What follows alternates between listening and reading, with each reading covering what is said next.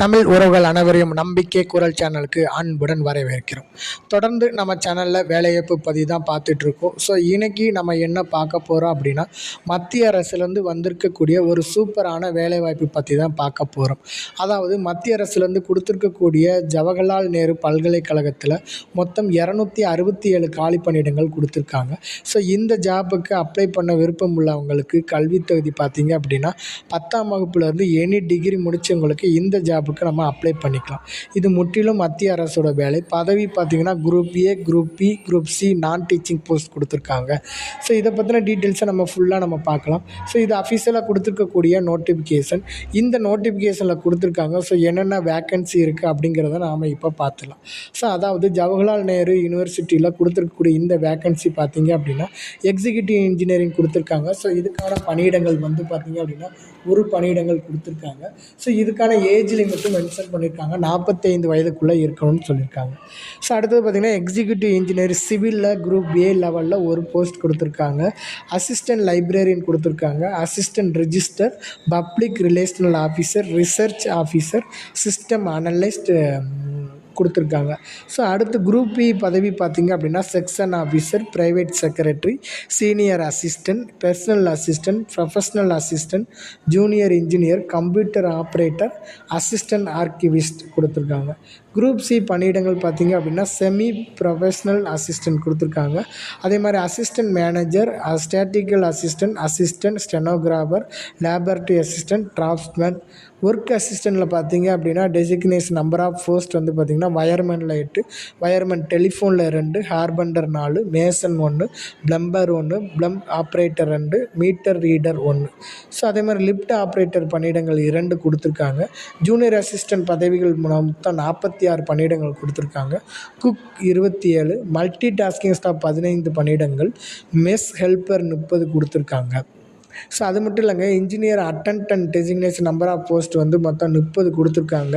So அதே மாதிரி laboratory attender 8, library attender ஒரு 2, அனிமல் அட்டன்டர் ஒரு 4, க்ரௌண்ட்ஸ்மேன் 3, ஆன்டி மலேரியா ஒர்க்கர் 4. மொத்தம் பார்த்திங்கன்னா 267 காலி பணியிடங்கள் கொடுத்துருக்காங்க.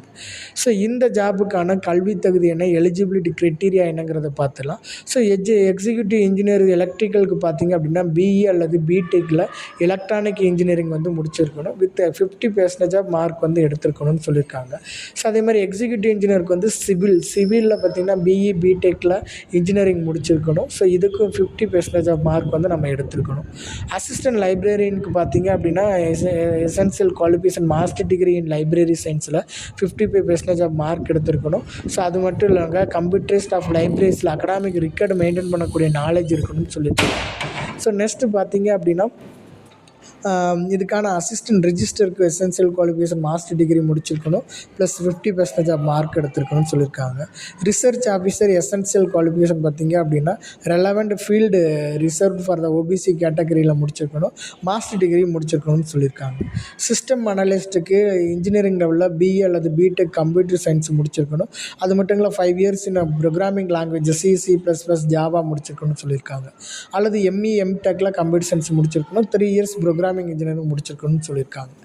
நெக்ஸ்ட்டு செக்ஷன் ஆஃபீஸர் பார்த்திங்க அப்படின்னா பேச்சுலர் டிகிரி முடிச்சிருந்தாலே போதும். ஸோ இதுக்கு பார்த்திங்க அப்படின்னா அட்லீஸ்ட் 200 கோர்ஸ் மார்க் வந்து ப்ரைவேட் கம்பெனிஸில் பேங்க் ஆர் ஆனுவல் ட்ரெயினர் வந்து பண்ணியிருக்கணும்னு சொல்லியிருக்காங்க. ஸோ அதே மாதிரி ப்ரைவேட் செக்ரட்டரிக்கு bachelor degree, 3 year experience personal assistant அல்லது 5 years ஸ்டெனோகிராஃபர் இன் யூனிவர்சிட்டியில் முடிச்சிருக்கணும்னு சொல்லியிருக்காங்க. ஸோ அடுத்தது சீனியர் அசிஸ்டன்ட்க்கு பேச்சுலர் டிகிரி முடிக்கணும். அது மட்டும் இல்லைங்க, proficiency typing, computer application, noting and டிராஃப்டிங்லாம் தெரிஞ்சிருக்குன்னு சொல்லியிருக்காங்க. பர்சனல் அசிஸ்டன்ட் பார்த்திங்க அப்படின்னா இதுக்கான எஜுகேஷன் குவாலிஃபிகேஷன் டிகிரி முடிச்சிருக்கணும். அது மட்டும் இல்லைங்க, ஸோ அதுக்கான ஸ்கில் டெஸ்ட் வந்து நம்ம கம்ப்யூட்டரில் வந்து 10 minutes வேர்டு பெர் மினிட்டில் வந்து நம்ம 100 words வந்து டைப் பண்ணுற மாதிரி இருக்கும். அது 40 minutes இங்கிலீஷ்லையும் 55 minutes ஹிந்தியும் நம்ம டைப் பண்ணணும்னு சொல்லியிருக்காங்க. அடுத்து ப்ரொஃபஷனல் அசிஸ்டன்ட் கொடுத்துருக்காங்க. ஸோ இதுக்கான கல்வி தகுதி மாஸ்டர் டிகிரி முடிச்சிருக்கணும். ஜூனியர் இன்ஜினியருக்கு வந்து சிவில், இதில் பிஇ பிடெக்கில் சிவில் இன்ஜினியர் முடிச்சிருந்தாலே போதும். ஸோ அது மட்டும் இல்லை, கம்ப்யூட்டர் ஆப்ரேட்டருக்கு பிஇ பிடெக்கில் கம்ப்யூட்டர் சயின்ஸ் அல்லது கம்ப்யூட்டர் டெக்னாலஜி, இன்ஃபர்மேஷன் டெக்னாலஜி முடிச்சிருக்கணும். 50% ஆஃப் மார்க் இருந்தாலே போதும். 5 years of experience in pay level 4 and above in central or state கவர்மெண்ட்டில் வந்து காலேஜில் வந்து ஹையர் எஜுகேஷன் இன்ஸ்டியூட்டில் கம்ப்யூட்டர் ரிலேட்டட் ஆக்டிவிட்டியில் இருக்கணும்னு சொல்லியிருக்காங்க.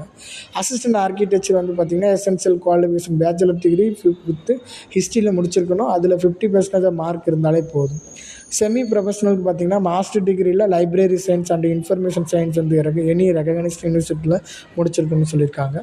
நெக்ஸ்ட் இது பார்த்திங்கன்னா அசிஸ்டன்ட் மேனேஜரில் கெஸ்ட் ஹவுஸில் பார்த்திங்க அப்படின்னா இதுக்கான எஜுகேஷன் குவாலிஃபிகேஷன் ஹோட்டல் மேனேஜ்மெண்ட் வந்து பேச்சுலர் டிகிரியில் முடிச்சிருக்கணும் அல்லது டிப்ளமோ ஹோட்டல் மேனேஜ்மெண்ட் வந்து முடிச்சிருக்கணும்னு சொல்லியிருக்காங்க.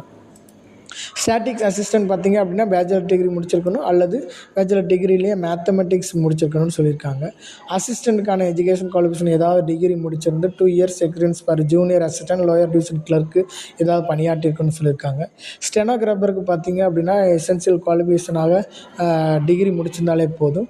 லேபரட்டரி அசிஸ்டன்ட் பார்த்திங்க அப்படின்னா degree with minimum 2 years working and maintenance experience of scientific இன்ஸ்ட்ருமெண்ட்டில் இருக்குன்னு சொல்லியிருக்காங்க. டிராப்ஸ்மேனை பொறுத்த வரைக்கும் நம்ம எசென்சியல் குவாலிஃபிகேஷன் ஐடிஐ முடிச்சிருந்தாலே போதும் சொல்லியிருக்காங்க. அதே மாதிரி லிஃப்ட் ஆப்ரேட்டருக்கு பார்த்திங்க அப்படின்னா ஐடிஐ டிப்ளமோ வந்து மினிமம் 2 இயர்ஸ் வந்து வயர்மேன் அல்லது எலக்ட்ரிஷியன் ட்ரேடில் கவர்மெண்ட் இன்ஸ்டியூட்டில் முடிச்சிருக்கணும் அல்லது 10th பாஸ் சர்டிஃபிகேட் வச்சுருந்தா கூட இந்த ஜாப்புக்கு வந்து நம்ம அப்ளை பண்ணிக்கலாம். ஸோ அதே மாதிரி ஜூனியர் அசிஸ்டண்ட்டுக்கு பார்த்திங்க அப்படின்னா பேச்சுலர் டிகிரி முடிச்சிருக்கணும். அது மட்டும் இல்லை English typing at 35 word per மினிட்டில் அல்லது ஹிந்தி டைப்பிங் 30 வேர்டு பெர் மினிட்டில் வந்து நம்ம டைப் பண்ணுற ஸ்பீடு இருக்கணும்னு சொல்லியிருக்காங்க. ஸோ அதே மாதிரி குக்குக்கு பார்த்திங்க அப்படின்னா 10th முடிச்சிருக்கணும். அது மட்டும் இல்லை ஐடி ட்ரேடு சர்டிஃபிகேட்டில் பேக்கரி அல்லது கான்ஃபிஷனரியில் பார்த்தீங்கன்னா 3 இயர்ஸ் எக்ஸ்பீரியன்ஸ் இருக்குன்னு சொல்லியிருக்காங்க. மல்டி டாஸ்கிங் பார்த்திங்க அப்படின்னா ஸோ இதுக்கான எசென்சியல் குவாலிஃபிகேஷன் 10th பாஸ் பண்ணியிருந்தாலே போதும். மெஸ் ஹெல்ப்பருக்கு 10th பாஸ் பண்ணியிருந்தாலே போதும். அது மட்டும் இல்லாமல் 3 இயர்ஸ் வந்து மெஸ்ஸில் வந்து ஒர்க் பண்ணியிருக்கணும்னு சொல்லியிருக்காங்க. இன்ஜினியரிங் அட்டெண்டர் பார்த்திங்க அப்படின்னா இதுக்கு ஐடி அல்லது diploma with minimum 2 years durations relevant ட்ரேடில் வந்து முடிச்சிருக்கணும். அதாவது electrician wireman fitter turner welder மேசனில் வந்து முடிச்சிருக்குன்னு சொல்லியிருக்காங்க. லேபரட்டரி அட்டெண்டன்ட் பார்த்திங்கன்னா 10th 12th முடிச்சிருக்கணும். ஸோ 12th சயின்ஸ் குரூப் படிச்சிருக்கணும். அது மட்டும் இல்லைங்க 10th பாஸ் பண்ணியிருந்தவங்க ஸ்கில்ஸ் சர்டிஃபிகேட் வந்து வச்சுருக்கணும்னு சொல்லியிருக்காங்க. லைப்ரரி அட்டெண்டன்ட்க்கு 10th + 12th முடிச்சிருக்கணும். அது மட்டும் இல்லை லைப்ரரி சயின்ஸ் வந்து முடிச்சிருக்கணும்னு சொல்லியிருக்காங்க. அனிமல் அட்டெண்டருக்கு 12th பாஸ் பண்ணியிருந்தாலே போதும். 12th பயாலஜி குரூப் முடிச்சிருக்கணும். அது மட்டும் இல்லை 3 இயர்ஸ் ஆஃப் ஒர்க் எக்ஸ்பீரியன்ஸ் இருக்கணும். Animal house or similar institution project வந்து ஒர்க் பண்ணியிருக்கணும்னு சொல்லியிருக்காங்க. கிரவுண்ட்ஸ் மேன் பார்த்திங்க அப்படின்னா 10th பாஸ் பண்ணியிருந்தாலே போதும். 3 இயர்ஸ் வந்து கிரவுண்ட்ஸ் மேனில் வந்து மெயின்டெனன்ஸ் நம்ம பண்ணியிருக்கோன்னு சொல்லியிருக்காங்க. ஆன்டி மலேரியா ஒர்க்கர் இதுக்கான education qualification 10th at least 10th pass பண்ணியிருந்தாலே போதும். எலிஜிபிலிட்டி கிட்ட at least 5 years experience in anti malaria work like spraying அந்த மாஸ்க் இந்த மாதிரி வேலையை வந்து நம்ம பண்ணியிருக்கிற மாதிரி சொல்லியிருக்காங்க. ஓகே, இந்த ஜாப்புக்கான எக்ஸாமினேஷன் ஃபீஸ் நம்ம பார்த்துடலாம்.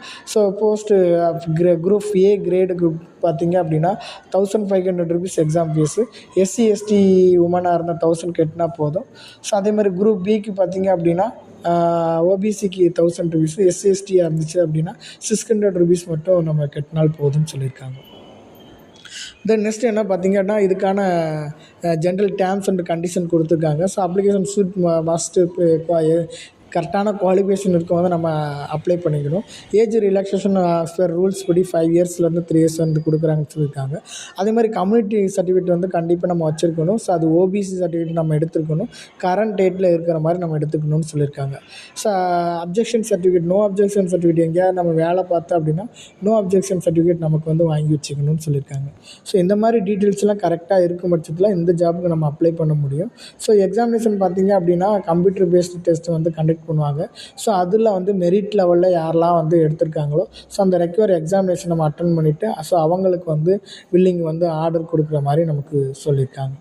ஓகே, ஸோ அது மட்டும் இல்லைங்க இதுக்கான நோ அப்ஜெக்ஷன் சர்டிஃபிகேட் என்ன எப்படி வாங்கணும் அதையும் மென்ஷன் பண்ணியிருக்காங்க. ஸோ அடுத்தது பார்த்திங்க அப்படின்னா இந்த ஜாபுக்கான எக்ஸாமினேஷன் ஸ்கீம் பார்த்திங்க அப்படின்னா மொத்தமாக பேப்பர் 1 கொடுக்கும்போது மல்டி சாய்ஸ் கொஸ்டினில் மொத்தம் 150 கொஸ்டின் கேட்குறாங்க, 300 மார்க்கு.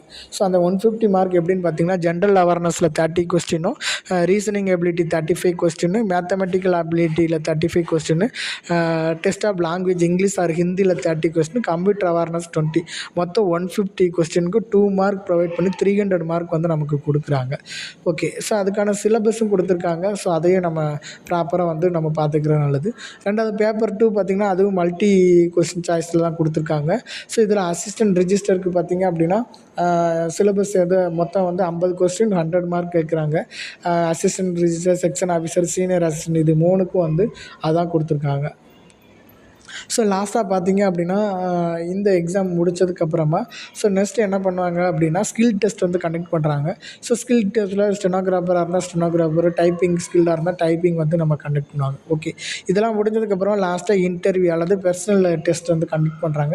இது 100 மார்க்கு. ஸோ இது எப்படி பார்ப்பாங்க அப்படின்னா the weightage for the written test paper 1 paper 2ல வில் பி 70% எடுத்திருந்தாங்க மட்டும்தான் இன்டர்வியூவில் வந்து கலந்துக்க முடியும். ஸோ இன்டர்வியூவில் 30% எடுத்து மொத்தமாக 100 மார்க்குக்கு எவ்வளோ எடுத்திருக்காங்களோ ஸோ அவங்கள வந்து இந்த ஜாபுக்கு வந்து நம்ம அப்பாயின்மெண்ட் பண்ணுற மாதிரி நமக்கு சொல்லியிருக்காங்க.